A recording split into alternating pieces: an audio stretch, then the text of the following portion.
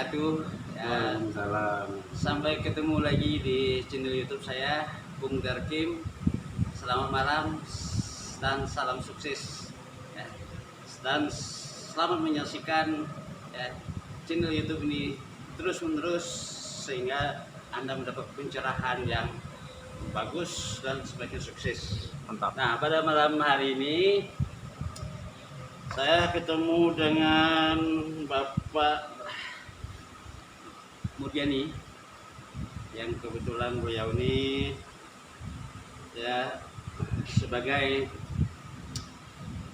tokoh masyarakat di Kabupaten Sintang ini dan tak asing lagi ya bagi masyarakat ya, terutama Kabupaten Sintang, Kapuas Hulu, ya, Skadau, Sanggau, ya, Malawi, rata-rata ya, masyarakat mengenal beliau ini. Ya, beliau ini ya, berlatar belakang dari ya, masyarakat biasa. Ya. Asalnya beliau ini ada 2 kabupaten besar, ya, bahkan 3 dengan nak ya. Kapuas Hulu, orang tuanya dari Kapuas Hulu ya. Betul, ya. Kapuas Hulu di Nengas Wahid. Ya. Nah, saya pun awalnya ya tak tahu kalau beliau ini dari Nengas Wahid, Kapuas Hulu, orang tuanya. Kemudian ibunya Orang Sintang Menyumbung. Mama beliau ini dari Menyumbung, dari Sintang. Ya, Sintang, Kecamatan Sintang, ya, Kabupaten Sintang. Dan keluarganya juga ada di Sanggau, ada di Malawi, Pino, ada di Skadau. Nah, jadi kita sudah tidak asing lagi. Saya bincang-bincang pada malam hari ini dengan beliau. Memang saya mendapat penghargaan yang besar dari beliau, diberikan waktu. Ini enaknya, walaupun beliau ini ya tokoh masyarakat Kabupaten Sintang yang sangat disegani ya, tapi beliau sebenarnya rakyat enak ya, ketemu dengan beliau kapan saja enak ya, nah, gitu ya. Jadi siapa yang ingin ketemu beliau suatu saat silakan, bahkan nomor HP beliau nih kemana-mana ya. Nah, sekarang beliau nih saya dalam beramah tamah ya malam ini dengan beliau ini pas lupa ya, enak suasananya ini di rumah beliau ya.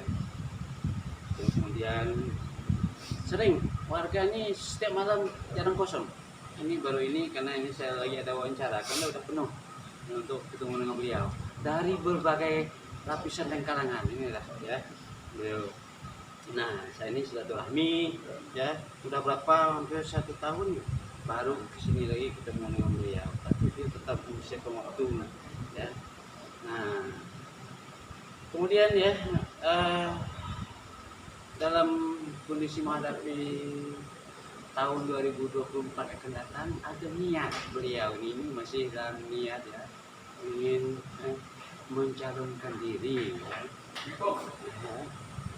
Mencalonkan diri ini sekarang ini masih bakal calon ya. Bakal calon di legislatif ya Bang. Nah, bakal calon untuk ke DPRI dapil 2 ya. Betul, ya, betul. dapil 2. Saya lihat memang udah ada ciri-ciri kesenayan. Memang pas di Senayan, di Senayan sana. Terima kasih. Ya, kita berharap ya semakin banyak nanti yang berada di Senayan, siapapun dari ya Indonesia dari Kalbar bagian timur ini sebanyak mungkin ya bisa duduk di Senayan sana ya, kita ya bangga ya. Nah, salah satu beliau ini Pak Murjani ya, lengkapnya gelarnya apa Bang? Jadi gini, nama lengkap saya tuh biasa dipanggil aneh, tapi nama di akta kelahiran Muhammad Murjani Ya. atau disingkat M Murjani. Ya, berarti nama lengkap ya Muhammad Murjani. Nah, panggilan harian ini Anai ya. Nah, ini ada nama panggilan harian ini lebih dekat lagi, orang lebih kenal dengan Pak Anai, kemudian Pak Muhammad Murjani. Nanti kalau ketemu ya, siapa tahu beliau ini nanti ya di di 2024 nanti direstui oleh ya Tuhan Yang Maha Kuasa untuk jadi untuk ya sebagai caleg ya. Rencana dari partai mana? Rencana ini? Alhamdulillah terakhir ini kita Partai Amanat Nasional. Oh, Partai PAN. Amanat Nasional ya. Rencana akan ya, melalui PAN ya. Ya, sekarang dalam proses seleksi. Dalam proses seleksi untuk ke DPRI. Betul. Jadi ini Pak Muhammad Murjani ini bakal calon ya anggota dewan ya, untuk pusat DPRI dari PAN Dapil 2 Galbal ya, Dapil 2 ini Sintang, Kapuasulu melalui Sanggau Sekadau ya. Nah ini pas sekali kenapa ya keluarga besar ya. Dan ini tidak asing lagi ya, dikenal oleh masyarakat di 5 kabupaten ya daerah Kapuasraya ini. Nah tentunya ya saya sebagai masyarakat bisa berbangga maka ini bisa ketemu dengan Bang Anai ya, Bang Muhammad Murjani ya, bisa bincang-bincang ya, silaturahmi ya. Biasa malam-malam lain penuh meja ini penuh ya, orang bersilaturahmi sambil ngopi ya. Enak ketemu beliau gitu ya. Jadi inilah bakal calon rakyat ini nanti ya, semoga nanti kalau beliau ya duduk ya di Senayan sana ya, sekali waktu reses bisa ketemu dengan kita semua. Kita tuh kesana agak susah ya. Keren, tapi ada jadwal reses yang mudah-mudahan lah kalau beliau ya di ini apa namanya direstui oleh Allah SWT ya untuk menjadi salah satu ya anggota Dewan Pusat untuk 2024 yang akan datang. Ini kita tidak bermaksud ini kampanye tapi sosialisasi mengenal beliau ya dan, lebih dekat ya mengenal beliau lebih dekat. Mungkin dalam hal ini kira-kira kalau Pak Anna ini atau Pak Muhammad Murjani atau abang ini ya nanti ya setelah jadi calon ini masih bakal calon kan, setelah jadi calon ternyata duduk di Senayan atau sebagai anggota DPRI, apa yang menjadi visi misi abang rencananya? Jadi terima kasih, pertanyaan yang bagus tentunya. Maju tentu ada keinginan yang diperjuangkan. Nah, Sintang kebetulan saya di dinas pekerjaan umum di pemerintah sudah kurang lebih, khusus di pemerintah daerah Kabupaten Sintang ini sudah kurang lebih dari 2006 sampai 2023, berarti kurang lebih 17 tahun. 17 tahun saya sudah pernah di Bapeda di bidang fiskal, pelaksanaan dan operasional, bidang pelaksanaan, dan pernah di bidang badan lingkungan hidup juga 5 tahun kurang lebih, dan terakhir ini saya di dinas pekerjaan umum. Tentu perjalanan saya di 17 tahun yang lalu di Pemda Kabupaten Sintang, nah sebelum juga saya pernah dosen di Fakultas Teknik. Jadi apa yang saya lihat di Sintang ini, ada berbagai macam yang harus kita perjuangkan untuk kebutuhan khusus Sintang dan 5 kabupaten. 5 kabupaten mulai dari Sanggau, Sekadau, Melawi, dan Kapuasulu. Nah di 17 tahun yang lalu di Pemda Sintang ini tentu berbagai macam hal yang masih dibutuhkan di Kabupaten Sintang ini. Nah, salah satu yang kita butuhkan adalah yang paling sangat urgent menurut saya di 5 kabupaten ini, bidang infrastruktur, khusus bidang kepewan. Nah, bidang kepewan saya lihat ada kurang lebih jalan khusus di Sintang ini ada 4.000 kilometer. Di dalamnya ada jalan nasional, ada jalan provinsi, ada jalan kabupaten, dan ada jalan desa statusnya. Nah, apa artinya? Artinya masing-masing status itu tupoksinya masing-masing ditangani oleh masing-masing pemerintah. Kalau jalan nasional itu kurang lebih di Sintang ini ada 200 km itu dikelola oleh PUPR pusat. Lalu ada jalan provinsi statusnya kurang lebih 277 km itu dikelola oleh Pemda provinsi, dalam hal ini gubernur. Lalu ada jalan kabupaten di Sintang ini ada kurang lebih 4.000 tadi, itu dikelola oleh pemerintah Kabupaten Sintang, dalam hal ini Bupati.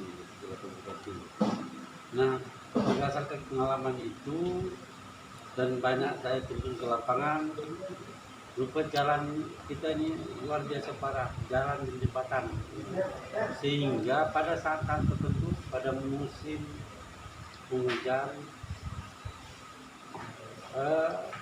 relatif bisa terputus gitu, bisa terputus. Artinya untuk sampai ke tempat itu terkadang dengan susah payah gitu, sehingga menyebabkan harga barang mahal gitu, yang jadi menyebabkan inflasi gitu.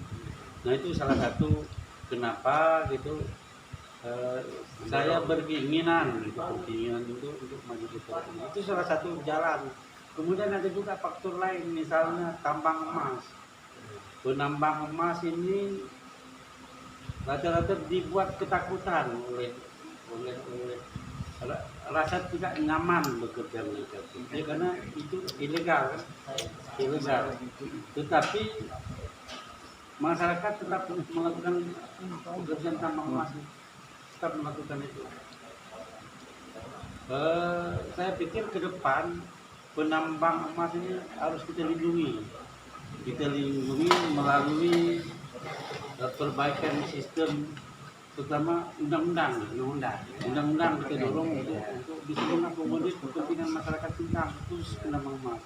Juga galian C juga kalau bisa dipermudah gitu. Yang dulu aturan undang-undang tambang ini diambil oleh pemerintah provinsi, malah ke pusat juga hal-hal seperti itu. Dulu kan di daerah lebih gampang masyarakat melakukan mengurus perizinannya tuh. Jadi ke depan itu salah satu yang kita ingin perjuangkan. Kemudian di Sintang punya potensi wisata luar biasa. Kenapa potensi wisata luar biasa? Saya lihat karena banyak kita jalan-jalan ke daerah-daerah tertentu, misal di daerah-daerah semakin rawan Balau, ada air terjun yang luar biasa di situ, karenanya. Lalu di daerah Sepau juga, daerah Skadal juga ada air terjun. Nah, potensi itu harus kita persiapkan ke depan. Kenapa?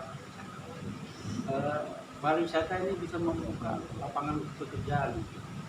Nah, kemudian memang masalah yang pertama tetap jalan, akses untuk menuju daerah wisata itu masalah jalan. Jadi nanti sinkronisasi dengan perbaikan jalan, wisata kita tingkatkan juga gitu loh. Lalu penambang emas dan galian C ini kita bantulah dari sisi perundangan. Kemudian juga kita sekarang ini Sintang 5 kabupaten ini kita tahu penghasil sawit yang luar biasa gitu. Lalu penghasil karet yang luar biasa. Hanya memang karet dan sawit kita ini sifatnya bukan hanya produk, sifatnya bahan jadi. Nah, ke depan harus dijadikan bahan jadi hilirisasi produk. Nah, kita nanti berjuang untuk pemerintah pusat membantu mungkin membuat pabriknya, mengalokasikan pabrik. Misal kalau kita punya rencana untuk menjadi bahan sendiri gitu ya, kenapa tidak gitu, nanti dibantu oleh pemerintah pusat. Nah, kemudian terkait dengan sumber daya manusia kita ini, perlu kita tingkatkan karena modal utama sumber daya manusia itu keterampilannya tuh untuk menyambut tentu jadi adanya hilirisasi produk kita, nah kemudian pariwisata kita gitu kan semakin majunya satu daerah digambarkan dengan tingkat pendidikannya tuh, pendidikannya tuh. Nah berdasarkan penelitian itu Indonesia khususnya apalagi Sintang atau 5 kabupaten kita di Pasaraya ini relatif rendah gitu kualitas pendidikan itu ya berangkat dari situ kondisi dan faktor-faktor yang terjadi setelah saya 17 tahun di pemerintah Kabupaten Sintang, saya merasa tergerak gitu bahwa politik penting. Politik penting, kenapa politik antara pemerintah dan politik itu merupakan satu kesatuan. Nah, Sintang ini membutuhkan perwakilan di pusat atau di 5 kabupaten membutuhkan perwakilan di sana supaya bergaining masalah-masalah kita di sini terkait dengan undang-undang pertambangan, terkait dengan hilirisasi produk, terkait dengan kualitas jalan kita. Hanya di sana nanti bisa kita berjuang untuk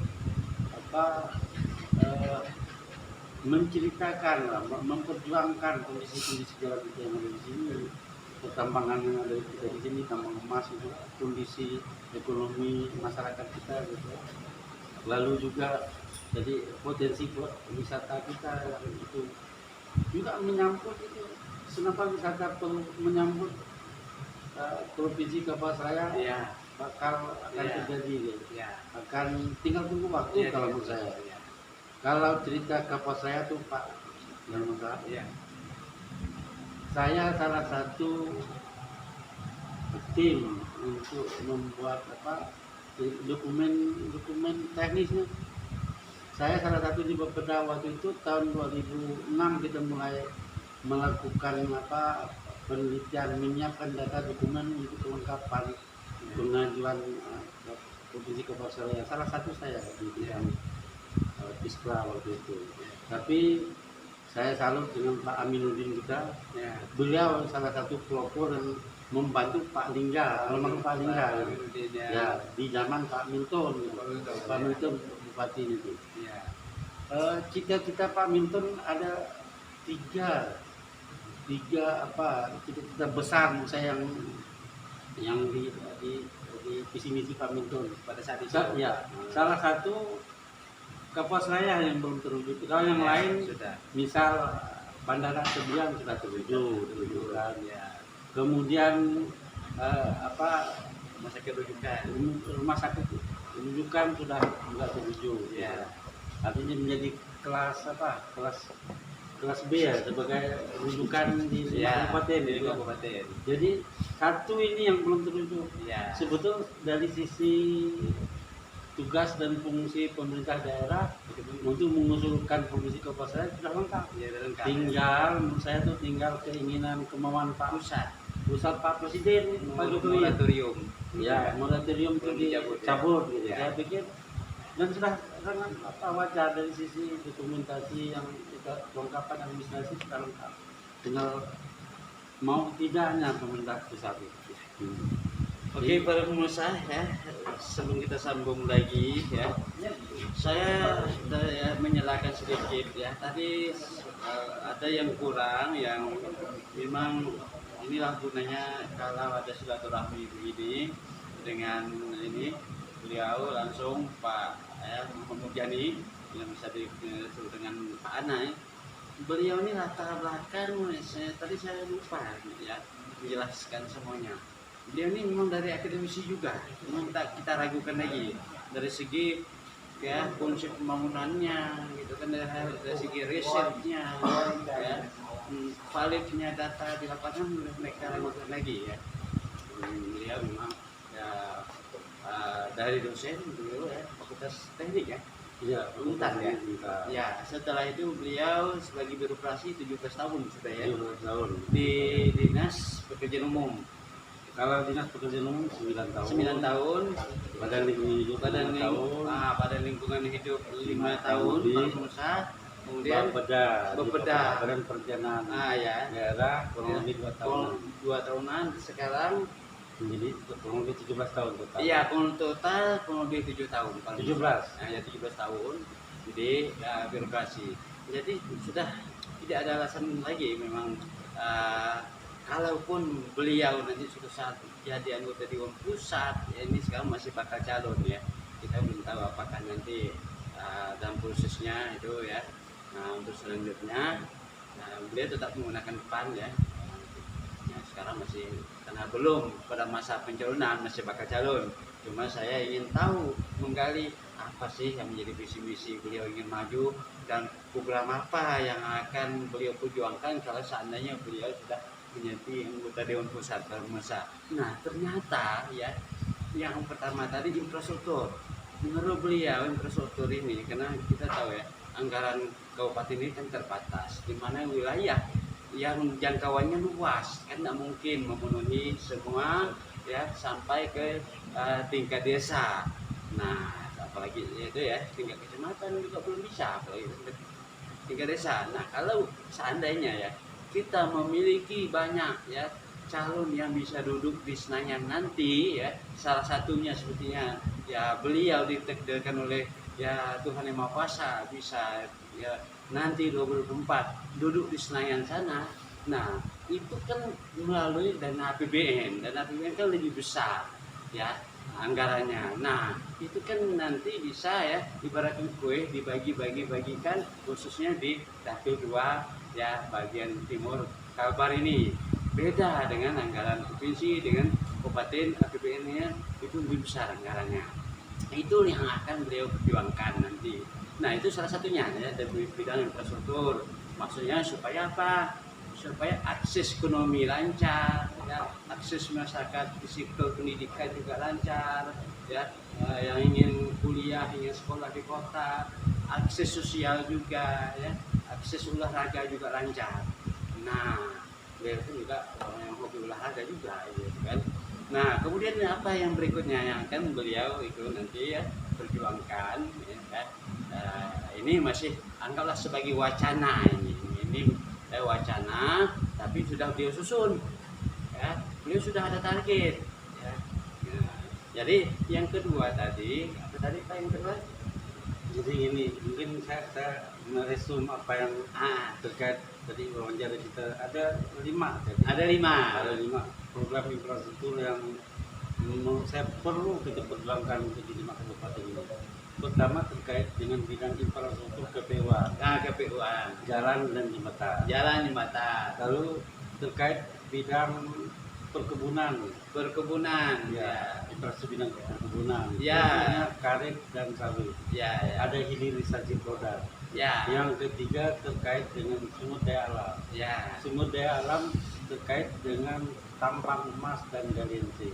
Ya. Saya pikir perlu kita perjuangkan untuk kepentingan masyarakat kita.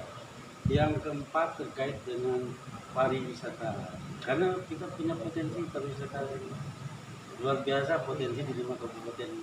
Banyak daerah-daerah yang indah, gitu, pemandangan yang indah, gitu, daerah yang tinggi-tinggi, gitu, ya, yang bukit-bukit, gitu. Kalau kita tata dengan baik, tentu menjadi tempat wisata sambil menyambut kapuas saya dan ibu kota negara.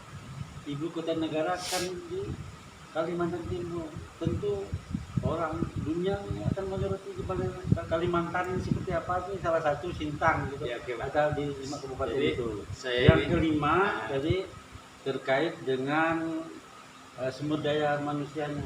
Ya. Anak-anak milenial ini harus kita tingkatkan mutu pendidikannya. Lalu organisasi, kemampuan organisasi kita ini seperti misal ISMI, di organisasi POM, organisasi Pemuda Melayu dan sebagainya. Ini perlu kita tingkatkan. Mungkin mereka lemah di bidang infrastruktur, akan nanti kita bantu gitu. Infrastruktur misal terkait apa gitu ya.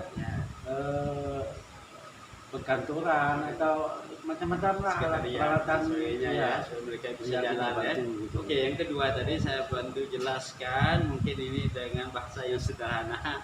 Beliau menginginkan di sektor ini perkebunan tadi bagaimana ya para pemilik kebun, rakyat yang memiliki kebun sawit yang di luar plasma yang tentunya mandiri itu bisa didirikan pabrik sendiri.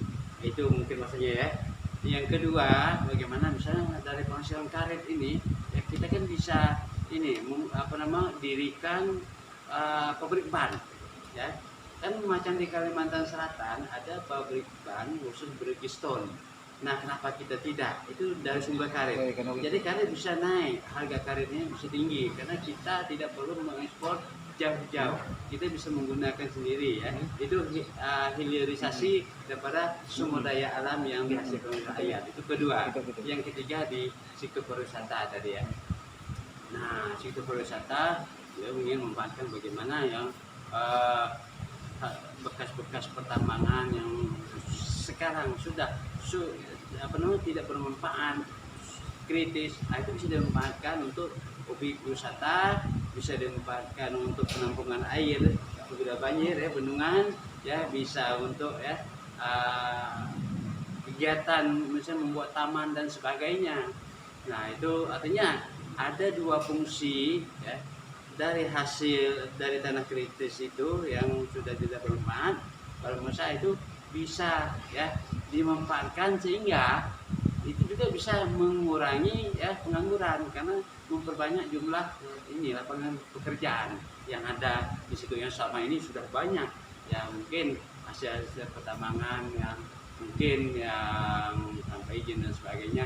Nah, yang berikutnya di sektor pertambangan beliau ingin bagaimana memperjuangkan undang-undang yang sekarang ini bekerja di pertambangan liar ini, bagaimana dibuat sebuah undang-undang di pusat diperjuangkan. Kalau beliau sudah jadi dari pusat itu ya dilegalkan dengan undang-undang ya, bagaimana prosesnya nanti ya tata pengaturan tata kelolanya ya supaya itu tidak merusak lingkungan ya, tapi tetap itu jalan sehingga jumlah pengangguran itu juga semakin sedikit ya, karena solusi suatu pelarangan itu kan tentunya ya harus ada solusi lain lagi untuk menampung mereka sehingga ya kehidupan rakyat juga pendapatan masyarakat bisa terus meningkat. Kemudian apa yang berikutnya lagi tadi ya, kita apa yang terakhir tadi Pak? Ya terkait dengan apa kan ada 5 tadi. Ada 5. Satu lagi tadi pariwisata sudah ya? Sudah, pertambangan sudah. Ya, relasi produk sudah. Sumber daya manusia. Sumber daya manusia. Nah, milenial dan ya, sumber daya manusia ini akan beliau perjuangkan ya. Ya, tentunya memperjuangkan beliau kan ya sebagai anggota legislatif. Kalau memang nanti beliau berhasil sebagai anggota legislatif di sana, dia kan menggodok undang-undang. Bagaimana ya ini bermuarakan kepada meningkatkan kualitas sumber daya manusia dan yang siap pakai, misalnya memperjuangkan bagaimana kejuruan-kejuruan ini lebih banyak daripada yang sifatnya umum ya, misalnya seperti SMK itu ya, bisa lebih banyak ya, sampai ke tingkat kabupaten, sampai tingkat kecamatan kalau bisa ya, bahkan sampai ya minimal lah sampai tingkat kecamatan karena jumlah ya mahasiswa yang ada. Nah, kalau itu sudah ada berarti kan tenaga kerja siap pakai ya. Begitu juga di tingkat ya perguruan tinggi, bagaimana bisa diperjuangkan yang lebih banyak kepada ya seperti sekarang ini kan ada nama kampus Merdeka ya. Kampus Merdeka ini kan artinya mahasiswa dipacu untuk juga satu semester di lapangan untuk menimba ilmu pengetahuannya yang siap pakai, dia bekerja, magang dan sebagainya selama satu semester. Nah, itu juga upaya pemerintah. Nah, nanti akan datang beliau ini ya, yang akan membantu memperjuangkannya bagaimana arah kepada kurikulum perguruan tinggi ini lebih banyak kepada ya praktik ketimbang ya teoritis ya. Nah, ini kan digodok di DPR di sana. Kalau di bawah ini sebagai pelaksana, gitu kan? Ya, tentunya mereka akan sharing dengan Menteri Pendidikan ya, Menteri kepada dikti mungkin gitu kan. Nah itu yang utama di bidang pendidikan ya. Kemudian tadi ini kan ada wacana bahwa kampus saya ini ya, saya tadi punya bincang dengan beliau bahwa beliau ini sebagai ini pejuang juga kampus saya, bagian prinsip dulu pada zaman Pak Melton jadi bupati ya, beliau juga ikut ya, untuk bagaimana memperjuangkan kampus saya ini bisa terbentuk. Nah sebenarnya kampus saya itu sudah tidak ada kendala lagi, hanya moratorium belum dicabut oleh Bapak Presiden. Kalau sudah dicabut jadilah kampus saya itu, tinggal nunggu waktu saja gitu ya Pak. Iya, betul. Nah ini luar biasa perjuangan beliau selama ini untuk di daerah ya Kalbar bagian timur ini ya, udah nggak asing lagi, dan pengalaman beliau udah luar biasa, tidak kita lakukan lagi. Kalaupun beliau nanti ya berhasil ya untuk menjadi anggota Dewan Pusat ya. Nah ini sekarang masih bakal calon ya, belum masuk pada calon ya, saya masih silaturahmi sambil menggali apa sih yang sebenarnya yang beliau inginkan, perjuangkan. Kalau dari segi kesejahteraan ya beliau udah cukuplah untuk beliau, tapi dia masih ingin memperjuangkan ini untuk rakyat. Jadi sejahteranya bukan hanya untuk beliau, tapi untuk rakyat bagian Kalbar. Ini aku kemudian beliau ini ya Pak Muhammad ya Murjani yang sering dipanggil kalau di sini Pak Anai. Nah sekarang mungkin ada dari Pak Anai ini, dari Pak Murjani ada mungkin ada yang perlu ditambah, silakan. Kita sambil bincang-bincangnya dari pengalaman menjadi guru mahasiswa istilahnya dosen kurang lebih 20 tahun, lalu pengalaman di struktural kurang lebih 17 tahun. Saya melihat Sintang atau 5 kabupaten ini membutuhkan 5 infrastruktur itu. Ya. Yang lain bukan berarti tidak penting, tapi paling tidak 5 infrastruktur itu penting, sangat mungkin. Kenapa? Mungkin saya menyoroti tadi terkait infrastruktur jalan khusus ya.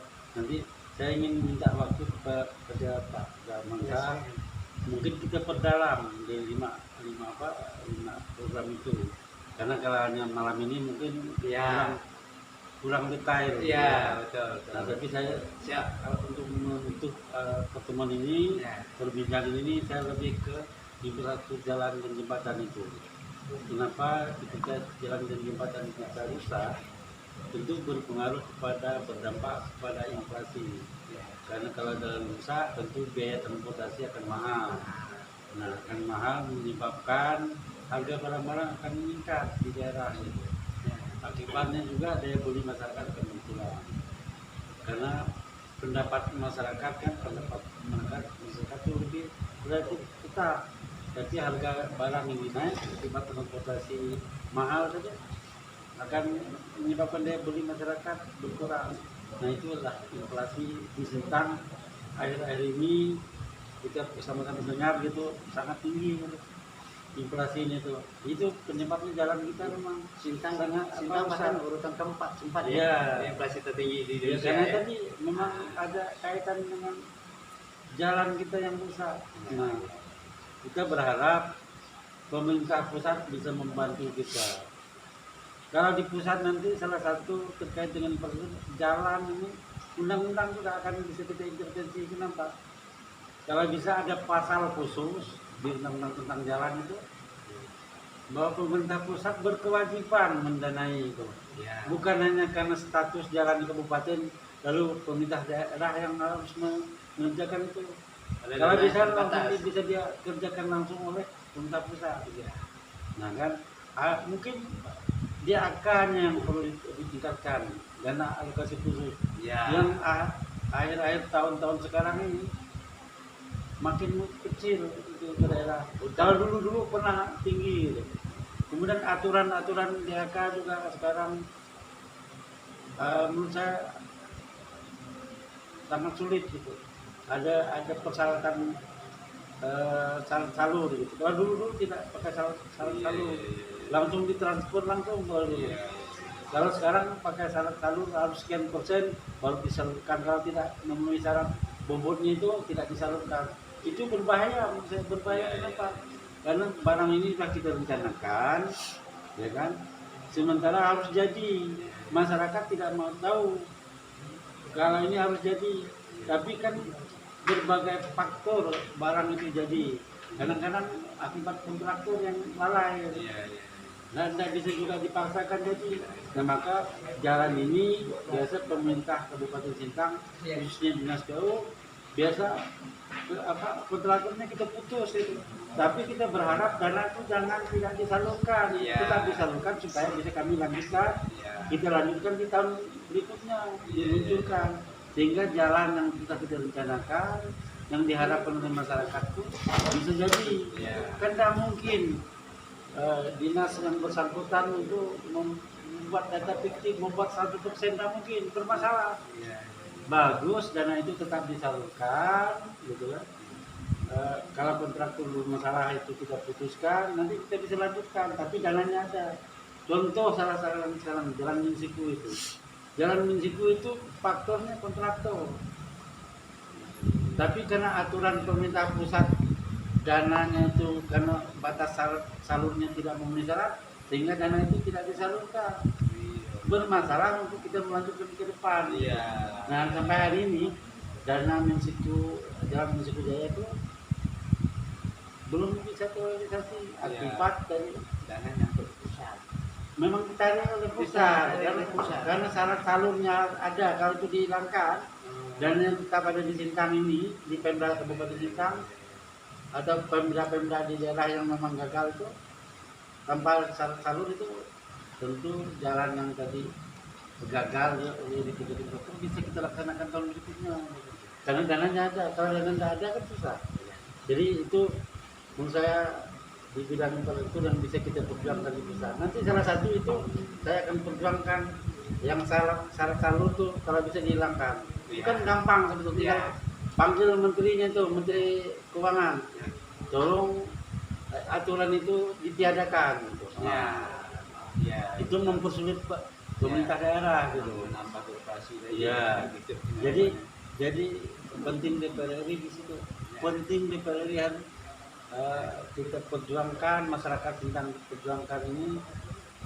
Ada perwakilan di sana tentu terkait dengan aturan pusat yang menghambat, mempersulit kita gitu. Karena yang merasakan kita di sini. Kita di sini sebetulnya apa aturan-aturan yang bisa diperbaiki, mempermudah kita. Kalau di tataran DPR Kabupaten, dia hanya perda, bukan terkait aturan undang-undang. Undang itu tugas dan fungsi DPR pusat. Fungsinya legislasi, budgeting, pengawasan. Jadi kita bisa gunakan fungsi legislasi terkait dengan undang-undang tentang jalan. Kalau kita mau jalan kita mulai sedikit beres ke depan. Kita bisa bincang sambil ngopi dulu. Mungkin sebelum kita nanti boleh cukup ya. Jadi itu mungkin Pak Darmasa, saya sangat berterima kasih pada Mangsa punya waktu untuk berbincang-bincang dengan kita. Nah ke depan saya berharap kita perdalam gitu. Program itu tadi 5 program itu kita perdalam dan bisa diterapkan. Semoga kalaupun nanti abang bisa menjadi anggota di pusat, apa yang abang lakukan ini bisa diterapkan secara maksimal, kan? Nah ini para pengusaha ya, di mana saja pun berada, di channel YouTube Bung Darkim, sahabat Bung Darkim yang berbahagia, saya malam ini sangat bahagia sekali, senang bisa bincang-bincang silaturahmi dengan Bapak Muhammad Mojani. Ya memang beliau sudah banyak makan asam garam di birokrasi sampai dari 17 tahun, apalagi di bidang PU infrastruktur. Tadi kita dengar sampai dari tataran kebijakan sampai teknis beliau menguasai. Apa yang kalau saya pribadi memang sudah mengatakan lebih dari layak lagi beliau untuk menjadi itu ya wakil rakyat suatu saat nanti.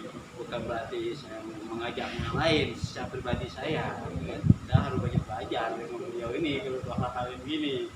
Walaupun saya juga sebagai akademisi, beliau dari akademisi paling senior jauh senior dari atas saya gitu kan. Nah, jadi saya tuh ya, sebagai kekeluargaan dengan beliau ini, kekeluargaan karena udah lama nggak ketemu, silaturahmi, saya harus banyak belajar juga gitu kan. Nah, kenapa?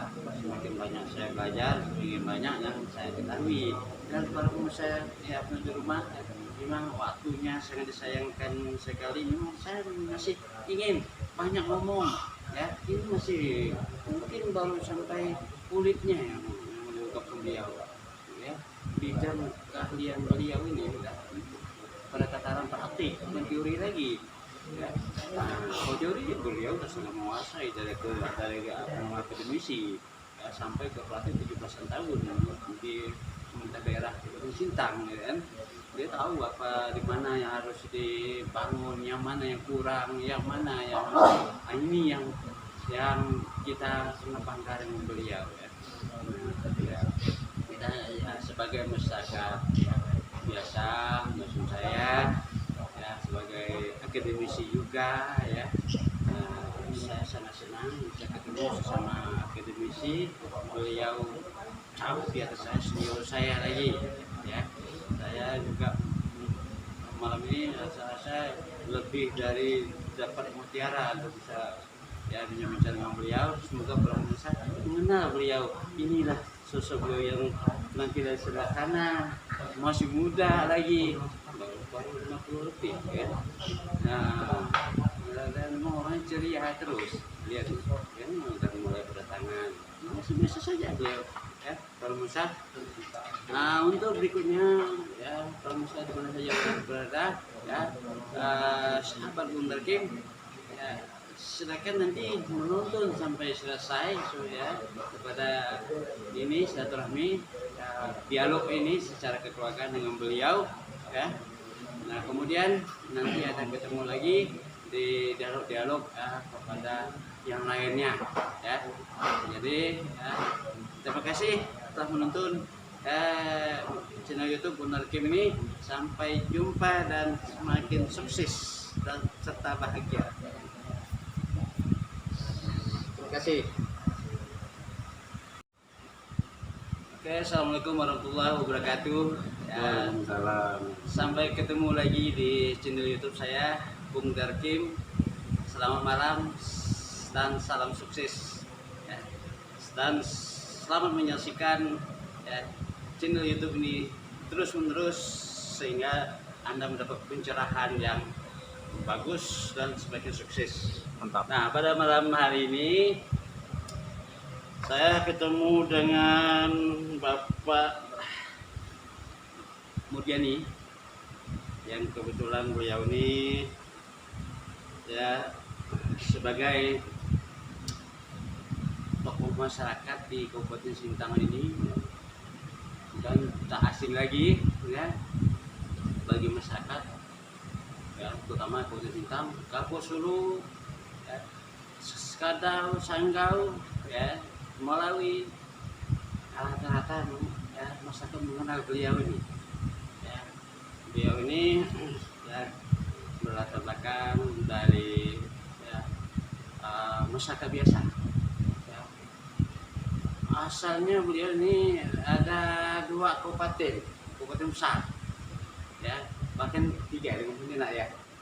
Karposulu, orang tuanya ada Karposulu ya. Tuh, ya. Karposulu di Nengas Wahid. Ya. Nah, saya pun awalnya ya tak tahu kalau beliau ini dari Nengas Wahid, Karposulu, orang tuanya. Kemudian ibunya Orang Sintang asli. Menyumbung. Mama beliau ini dari Menyumbung, dari Sintang. Ya, Sintang, Kecamatan Sintang, ya, Kabupaten Sintang. Dan keluarganya juga ada di Sanggau, ada di Malawi, Pino, ada di Skadau. Nah, jadi kita sudah tidak asing lagi. Saya bincang-bincang pada malam hari ini dengan beliau. Memang saya mendapat penghargaan yang besar dari beliau, diberikan waktu. Ini enaknya, walaupun beliau nih ya tokoh masyarakat Kabupaten Sintang yang sangat disegani ya, tapi beliau sebenarnya melayat, enak ya ketemu dengan beliau kapan saja enak ya. Nah, itu ya. Jadi siapa yang ingin ketemu beliau suatu saat silakan, bahkan nomor HP beliau nih kemana-mana ya. Nah sekarang beliau nih, saya dalam beramah tamah ya malam ini dengan beliau ini pas lupa ya. Enak suasananya ini di rumah beliau ya. Terus kemudian sering warga ini setiap malam jarang kosong. Ini baru ini karena ini saya lagi ada wawancara karena udah penuh untuk ketemu dengan beliau dari berbagai lapisan dan kalangan. Inilah ya beliau. Nah saya ini silaturahmi ya, udah berapa hampir 1 tahun baru kesini lagi ketemu dengan beliau, tapi dia tetap menyiapkan waktu ya. Nah kemudian ya dalam kondisi menghadapi tahun 2024 akan datang, ada niat beliau ini masih dalam niat ya ingin mencalonkan diri ya. Mencalonkan diri ini sekarang ini masih bakal calon ya. Bakal calon di legislatif ya Bang. Nah bakal calon untuk ke DPRI dapil 2 ya. Betul, ya, betul. dapil 2 saya lihat memang udah ada ciri-ciri kesenayan memang pas di Senayan sana. Terima kasih. Ya, kita berharap ya semakin banyak nanti yang berada di Senayan, siapapun dari ya Indonesia dari Kalbar bagian timur ini sebanyak mungkin ya bisa duduk di Senayan sana ya, kita ya bangga ya. Nah salah satu beliau ini Pak Murjani ya, lengkapnya gelarnya apa Bang?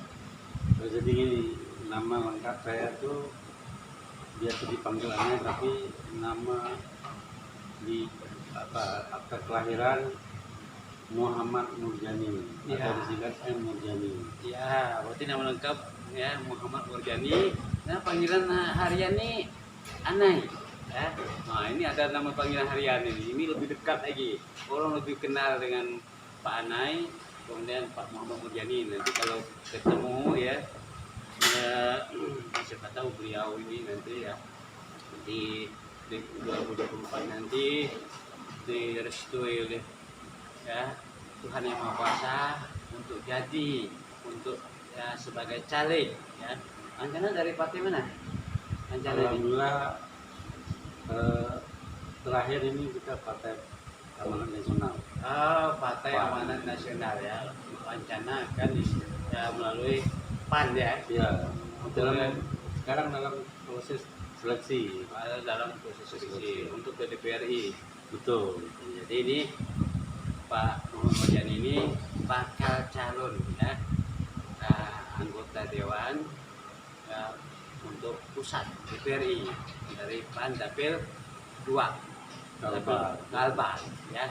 Dapil 2 ini Sintang, Kapuasulu melalui Sanggau Sekadau ya. Nah ini pas sekali pengungkap ya keluarga besar ya. Dan ini tidak asing lagi ya, dikenal oleh masyarakat di 5 kabupaten ya daerah Kapuasraya ini. Nah tentunya ya saya sebagai masyarakat bisa berbangga maka bisa ketemu dengan Bang Anai ya, Bang Muhammad Murjani ya, bisa bincang-bincang ya, silaturahmi ya. Biasa malam-malam lain penuh meja ini penuh ya, orang bersilaturahmi sambil ngopi ya. Enak ketemu beliau nih ya. Jadi inilah bakal calon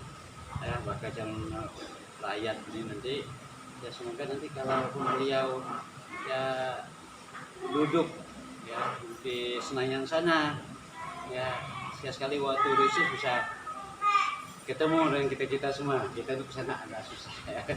Gitu ya. Itu tapi ada jadwal khusus yang mudah-mudahan lah kalau beliau ya di ini apa namanya direstui oleh Allah SWT ya untuk menjadi salah satu ya anggota Dewan Pusat untuk 2024 yang akan datang. Ini kita tidak bermaksud ini kampanye tapi sosialisasi mengenal beliau ya dan lebih dekat ya mengenal beliau lebih dekat. Mungkin dalam hal ini kira-kira kalau Pak Anna ini atau Pak Muhammad Mujani atau abang ini ya nanti ya setelah jadi calon ini masih bakal calon kan, setelah jadi calon ternyata duduk di Senayan atau sebagai anggota DPRI, apa yang menjadi visi misi abang rencananya? Jadi terima kasih, pertanyaan yang bagus tentunya. Maju tentu ada keinginan yang diperjuangkan. Nah, Sintang kebetulan saya di dinas pekerjaan umum di pemerintah sudah kurang lebih, khusus di pemerintah daerah Kabupaten Sintang ini sudah kurang lebih dari 2006 sampai 2023, berarti kurang lebih 17 tahun. 17 tahun saya sudah pernah di Bapeda di bidang FISPLA, pelaksanaan dan bidang pelaksanaan, dan pernah di bidang Badan Lingkungan Hidup juga 5 tahun kurang lebih, dan terakhir ini saya di Dinas Pekerjaan Umum. Tentu perjalanan saya di 17 tahun yang lalu di Pemda Kabupaten Sintang, nah sebelum juga saya pernah dosen di Fakultas Teknik. Jadi apa yang saya lihat di Sintang ini, ada berbagai macam yang harus kita perjuangkan untuk kebutuhan khusus Sintang dan 5 kabupaten.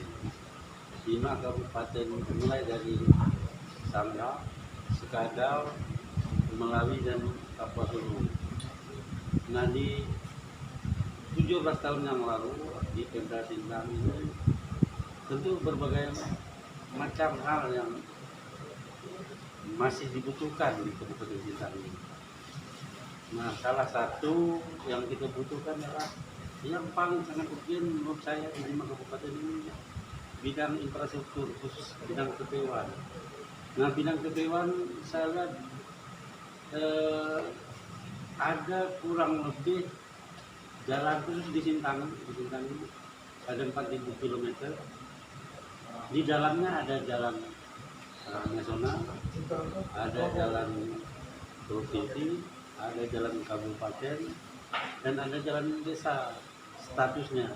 Nah, apa artinya? Artinya masing-masing status itu tupoksinya masing-masing ditangani oleh masing-masing pemerintah.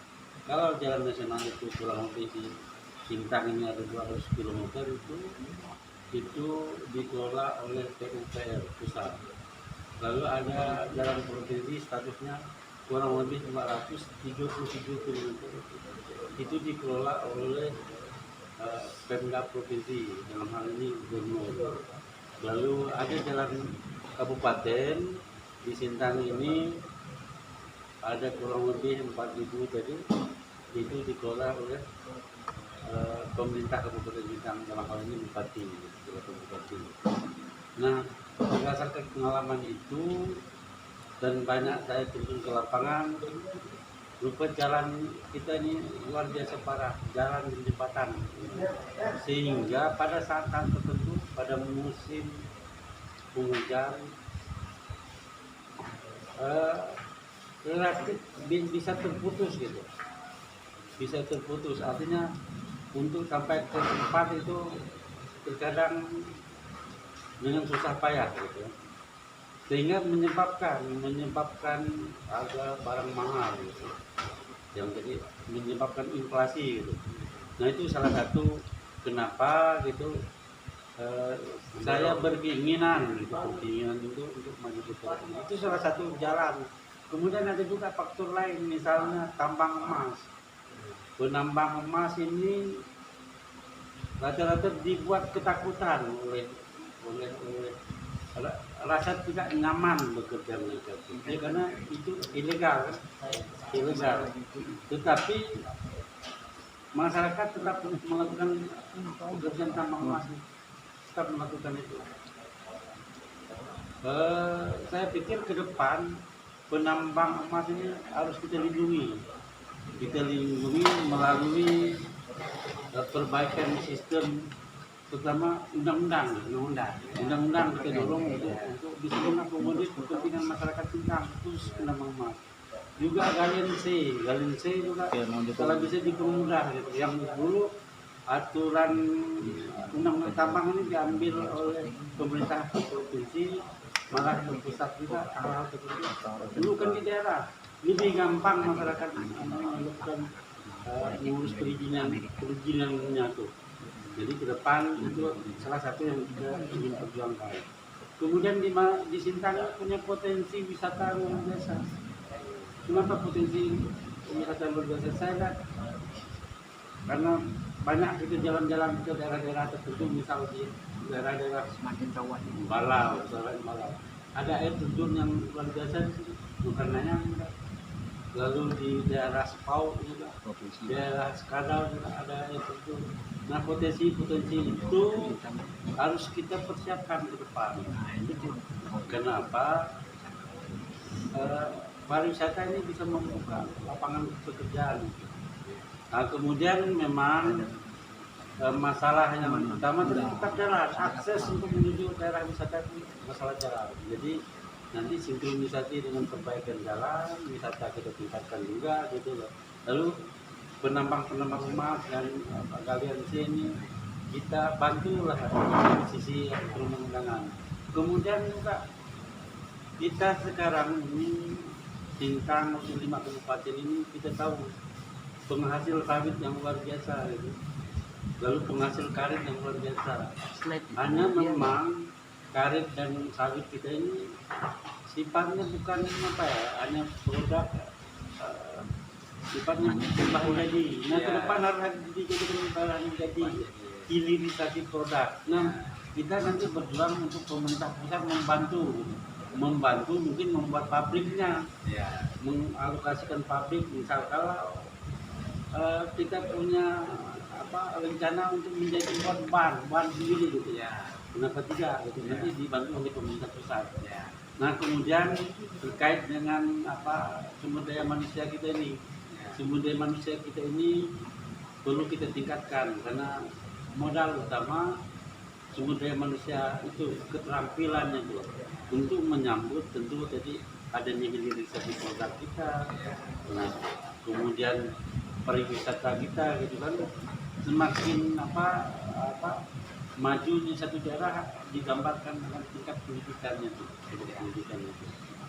Nah, berdasarkan penelitian itu Indonesia khususnya, apalagi Sintang atau 5 kabupaten kita di Pasaraya ini relatif rendah gitu kualitas pendidikan itu ya.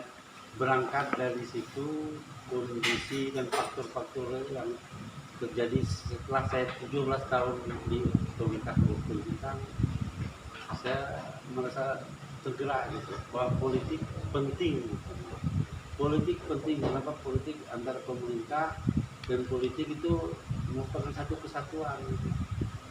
Nah, Sintang ini membutuhkan perwakilan di pusat atau di 5 kabupaten membutuhkan perwakilan di sana supaya bergaining masalah-masalah kita di sini terkait dengan undang-undang pertambangan, terkait dengan hilirisasi produk, terkait dengan kualitas jalan kita. Hanya di sana nanti bisa kita berjuang untuk menceritakan, memperjuangkan kondisi-kondisi jalan kita yang ada di sini, pertambangan yang ada kita di sini, tambang emas itu, kondisi ekonomi masyarakat kita gitu. Lalu juga jadi potensi wisata kita yang itu juga menyambut itu. Kenapa wisata menyambut provinsi Pasaraya bakal akan terjadi gitu. Akan tinggal tunggu waktu kalau menurut saya. Kalau cerita kapal saya tuh Pak yang lengkap, Ya. saya salah satu tim untuk membuat dokumen teknisnya. Saya salah satu di Bapeda waktu itu tahun 2006 kita mulai melakukan penelitian, menyiapkan data dokumen untuk kelengkapan pengajuan provinsi Kepastian. Salah satu saya di bidang Piskla waktu itu.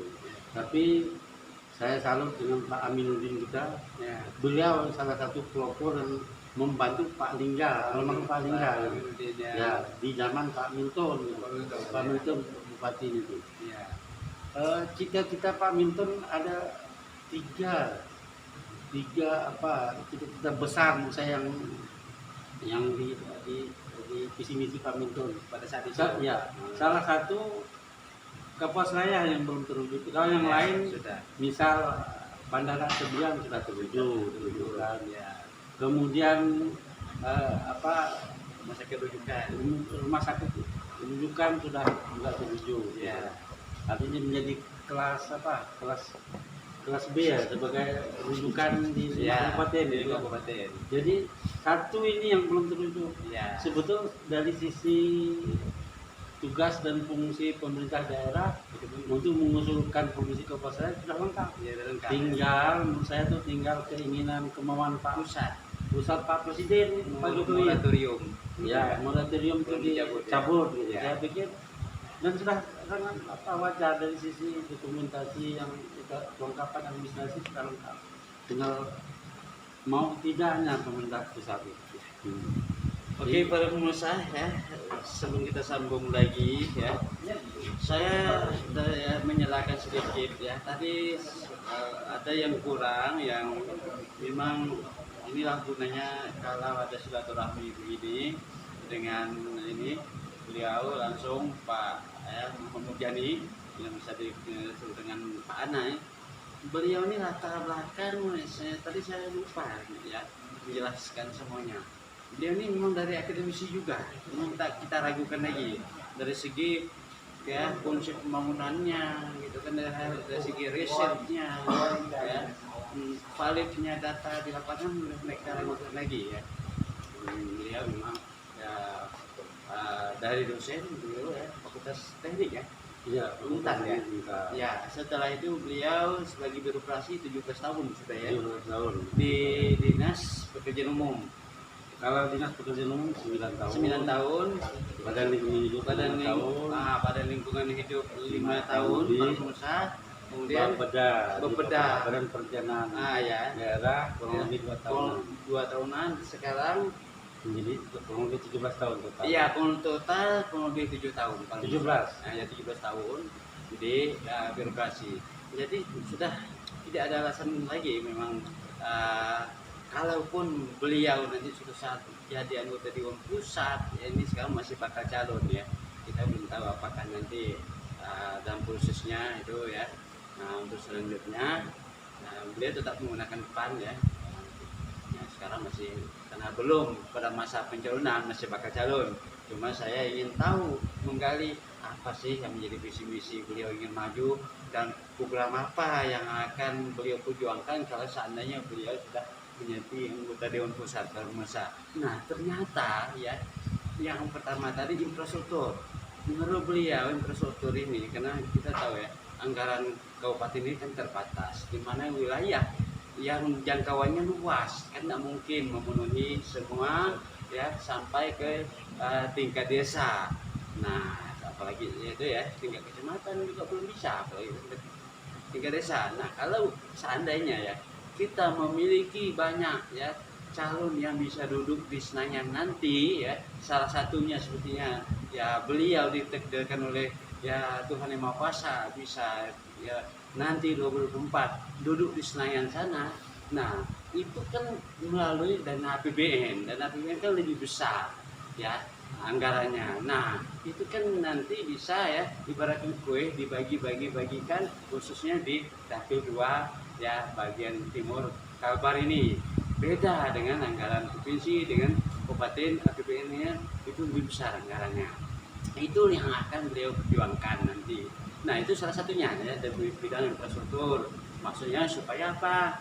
Supaya akses ekonomi lancar, ya, akses masyarakat di sektor pendidikan juga lancar, ya, yang ingin kuliah, ingin sekolah di kota, akses sosial juga, ya, akses olahraga juga lancar.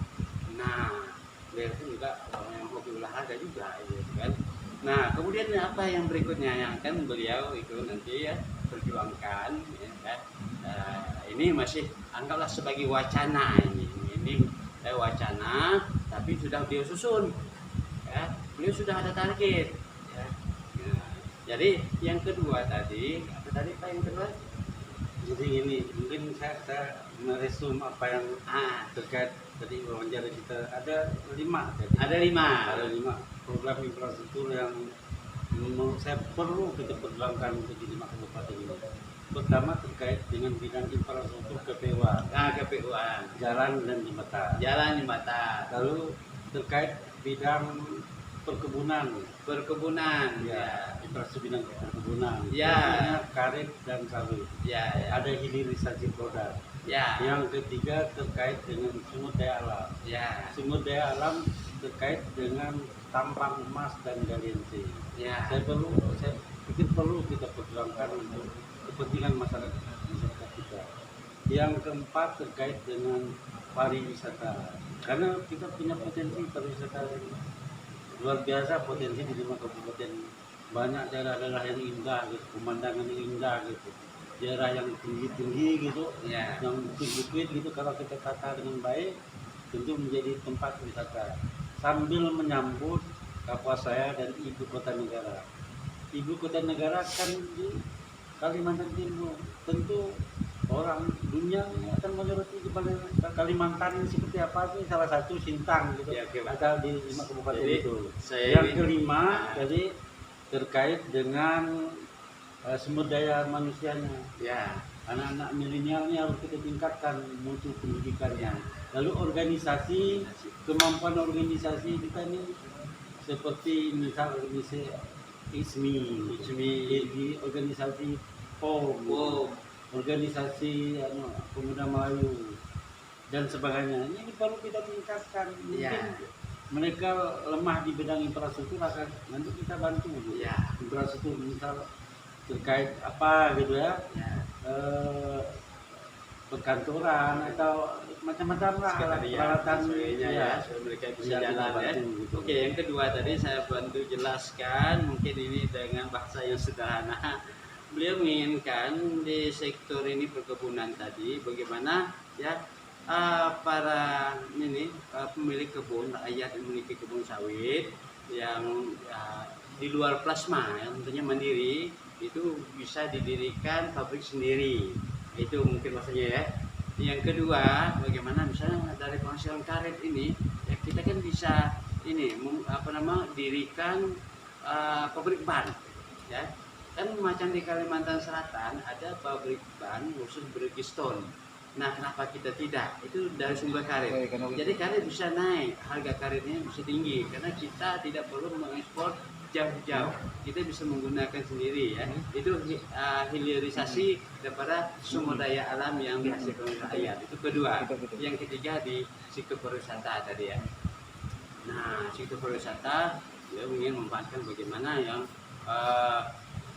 bekas-bekas pertambangan yang sekarang sudah tidak bermanfaat, kritis, itu bisa dimanfaatkan untuk objek wisata, bisa dimanfaatkan untuk penampungan air apabila banjir ya, bendungan ya, bisa untuk ya kegiatan misalnya membuat taman dan sebagainya. Nah, itu artinya ada 2 fungsi ya, dari hasil dari tanah kritis itu yang sudah tidak bermanfaat, kalau menurut saya itu bisa ya dimanfaatkan sehingga itu juga bisa mengurangi ya pengangguran karena memperbanyak jumlah lapangan pekerjaan yang ada di situ yang selama ini sudah banyak ya, mungkin hasil pertambangan yang mungkin yang tanpa izin dan sebagainya.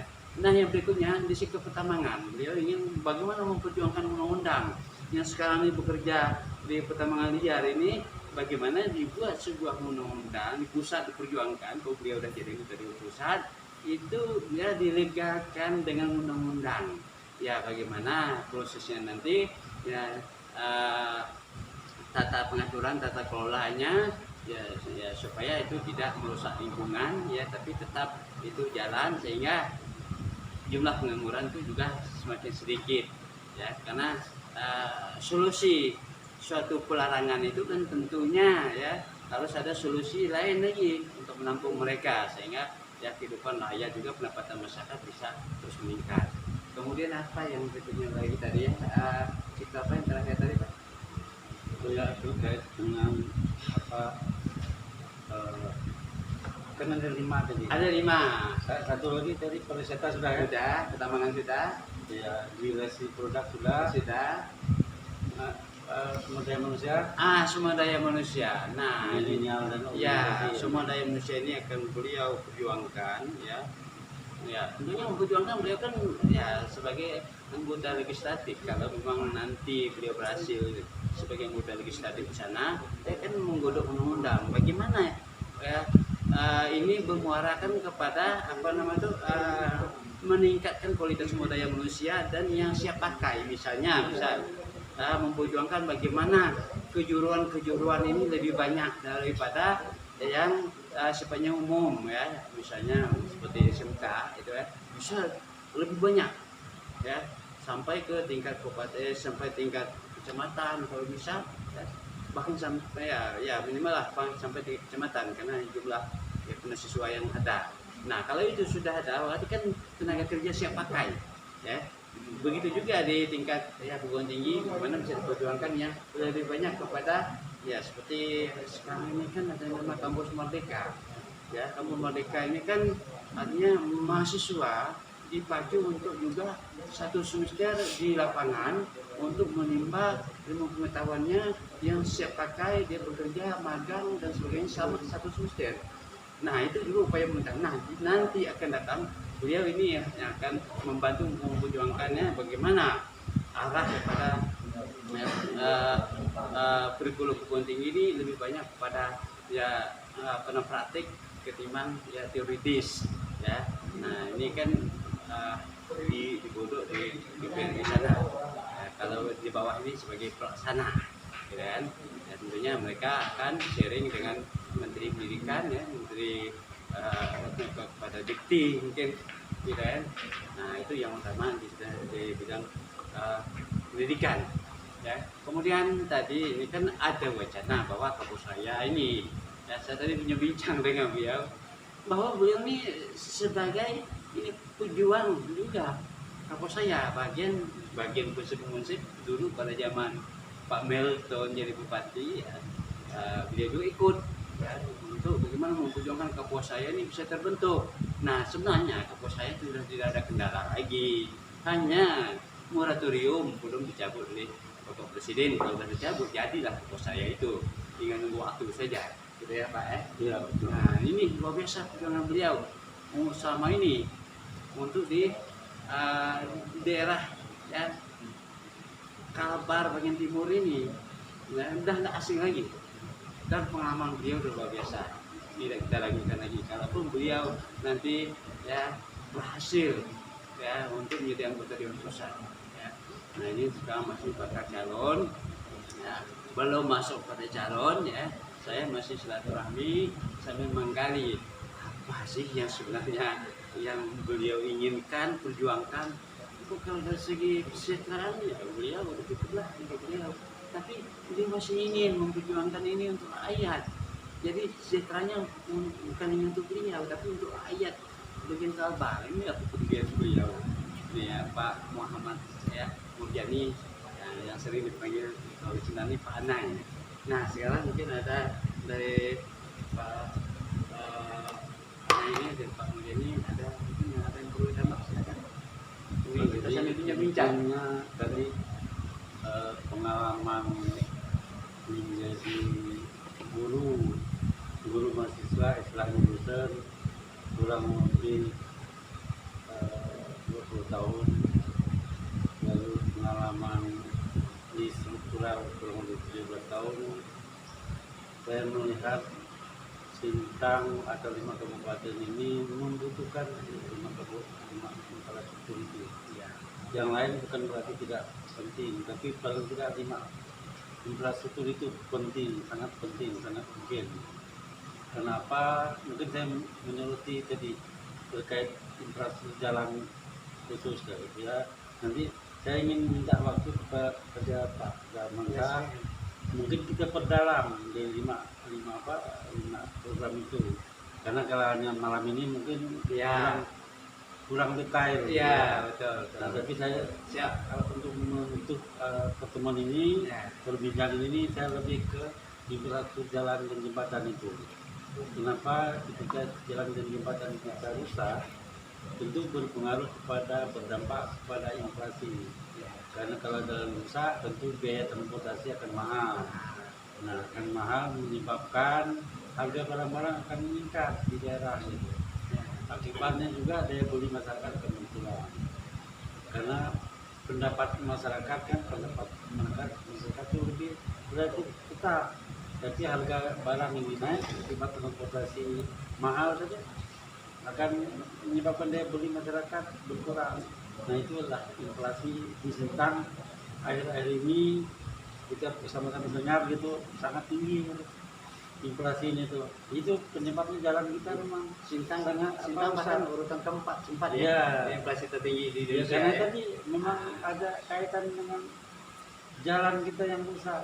Nah, kita berharap pemerintah pusat bisa membantu kita. Kalau di pusat nanti salah satu terkait dengan jalan ini, undang-undang juga akan bisa kita intervensi. Kenapa? Kalau bisa ada pasal khusus di undang-undang tentang jalan itu, bahwa pemerintah pusat berkewajiban mendanai itu. Bukan hanya karena status jalan di kabupaten, lalu pemerintah daerah yang harus mengerjakan itu. Kalau bisa dia kerjakan langsung oleh pemerintah pusat. Nah kan, mungkin dia akannya yang perlu ditingkatkan, dana alokasi khusus. Yang akhir-akhir tahun-tahun sekarang ini makin kecil itu ke daerah. Kalau dulu pernah tinggi gitu. Kemudian aturan DHK juga sekarang menurut saya sangat sulit gitu. Ada persyaratan salur gitu. Kalau dulu tidak pakai salur, langsung ditransfer langsung baru. Kalau sekarang pakai syarat salur harus sekian persen baru disalurkan. Kalau tidak memenuhi syarat bobotnya itu tidak disalurkan. Itu berbahaya. Kenapa? Karena barang ini sudah kita rencanakan, ya kan? Sementara harus jadi, masyarakat tidak mau tahu kalau ini harus jadi. Tapi kan berbagai faktor barang itu jadi. Kadang-kadang akibat kontraktor yang lalai. Dan tidak bisa juga dipaksakan jadi. Nah, maka jalan ini biasa pemerintah Kabupaten Sintang, khususnya Dinas PU, biasa kontraktornya kita putus itu. Tapi kita berharap dana itu jangan tidak disalurkan, tetap disalurkan supaya bisa kami lanjutkan. Kita lanjutkan di tahun berikutnya, diluncurkan. Sehingga jalan yang kita rencanakan, yang diharapkan oleh masyarakat itu bisa jadi. Kan tidak mungkin dinas yang bersangkutan untuk membuat data fiktif, membuat 100% tidak mungkin, bermasalah. Bagus dana itu tetap disalurkan, gitu kan. Kalau kontraktor bermasalah itu kita putuskan, nanti kita bisa lanjutkan, tapi dananya ada. Contoh salah sekarang jalan Minsiku itu. Jalan Minsiku itu faktornya kontraktor. Tapi karena aturan pemerintah pusat dananya itu karena batas salurnya tidak memenuhi syarat, sehingga dana itu tidak disalurkan. Bermasalah untuk kita melanjutkan ke depan. Nah, sampai hari ini dana jalan Minsiku Jaya itu belum bisa terrealisasi akibat dari dana yang pusat. Memang ditarik oleh pusat, karena syarat salurnya ada. Kalau itu dihilangkan, dana yang tetap ada di Sintang ini, di Pemda Kabupaten Sintang atau pemda-pemda di daerah yang memang gagal itu, tanpa syarat salur itu tentu jalan yang tadi gagal itu bisa kita laksanakan tahun berikutnya. Karena dananya ada, kalau dana tidak ada kan susah. Jadi itu menurut saya di bidang infrastruktur yang bisa kita perjuangkan di pusat. Nanti salah satu itu saya akan perjuangkan yang syarat salur tuh kalau bisa dihilangkan. Itu kan gampang sebetulnya. Panggil menterinya itu, Menteri Keuangan, tolong aturan itu ditiadakan. Gitu. Itu mempersulit pemerintah daerah gitu. Menambah birokrasi. Gitu. Jadi penting DPR RI di situ. Penting DPR RI harus kita perjuangkan, masyarakat tentang perjuangkan ini, ada perwakilan di sana tentu terkait dengan aturan pusat yang menghambat, mempersulit kita gitu. Karena yang merasakan kita di sini sebetulnya apa aturan-aturan yang bisa diperbaiki, mempermudah kita. Kalau di tataran DPR Kabupaten dia hanya perda, bukan terkait aturan undang-undang. Itu tugas dan fungsi DPR pusat. Fungsinya legislasi, budgeting, pengawasan. Jadi kita bisa gunakan fungsi legislasi terkait dengan undang-undang jalan. Kalau kita mau jalan, kita mulai sedikit beres ke depan. Kita bisa bincang sambil ngopi dulu. Mungkin Sebelum kita nanti closing. boleh cukup Ya, bentar ya. Kita ngopi dulu. Jadi itu mungkin karena saya sangat berterima kasih pada Mangsa punya waktu untuk berbincang-bincang dengan kita. Nah, ke depan saya berharap kita perdalam gitu. Program itu tadi 5 program itu kita perdalam dan bisa diterapkan. Semoga kalaupun nanti abang bisa menjadi anggota di pusat, apa yang abang lakukan ini bisa diterapkan secara maksimal, ya kan? Nah, ini para pengusaha ya, di mana saja pun berada, di channel YouTube Bung Darkim, sahabat Bung Darkim yang berbahagia, saya malam ini sangat bahagia sekali, senang bisa bincang-bincang silaturahmi dengan Bapak Muhammad Mojani. Ya memang beliau sudah banyak makan asam garam di birokrasi sampai dari 17 tahun, apalagi di bidang PU infrastruktur. Tadi kita dengar sampai dari tataran kebijakan sampai teknis beliau menguasai. Apa yang kalau saya pribadi memang sudah mengatakan lebih dari layak lagi beliau untuk menjadi wakil rakyat suatu saat nanti. Bukan berarti saya mengajak yang lain, secara pribadi saya harus banyak belajar dengan beliau ini kalau hal-hal begini. Walaupun saya juga sebagai akademisi, beliau dari akademisi paling senior dari atas saya, gitu kan. Nah, jadi saya tuh sebagai kekeluargaan dengan beliau ini, kekeluargaan, karena udah lama nggak ketemu, silaturahmi, saya harus banyak belajar juga, gitu kan. Nah, kenapa? Semakin banyak saya belajar, semakin banyak yang saya ketahui. Dan kalau saya di rumah, memang waktunya sangat disayangkan sekali. Memang saya masih ingin banyak ngomong, ini masih mungkin baru sampai kulitnya yang mengungkapkan beliau, bidang keahlian beliau ini udah pada tataran praktik dan teori lagi. Kalau teori beliau sudah sangat menguasai dari akademisi sampai ke pelatih 17 tahun di pemerintah daerah Sintang, kan. Dia tahu apa di mana yang harus dibangun, yang mana yang kurang, yang mana yang ini yang kita sangat bangga dengan beliau, kita sebagai masyarakat biasa, maksud saya sebagai akademisi juga saya sangat senang bisa ketemu sesama akademisi. Beliau jauh di atas saya, senior saya lagi, saya juga malam ini rasa lebih dari dapat mutiara untuk bisa bincang dengan beliau. Semoga pemirsa mengenal beliau. Inilah sosok beliau yang nanti dari sebelah sana masih muda lagi, baru 50 lebih, Nah, dan orangnya ceria terus. Lihat, dari mulai berdatangan masih biasa saja beliau, pemirsa.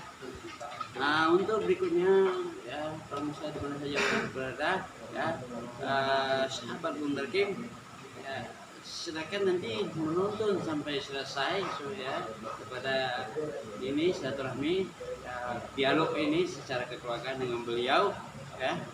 Nah, kemudian nanti akan ketemu lagi di dialog-dialog ya, kepada yang lainnya ya. Jadi ya, terima kasih telah menonton ya.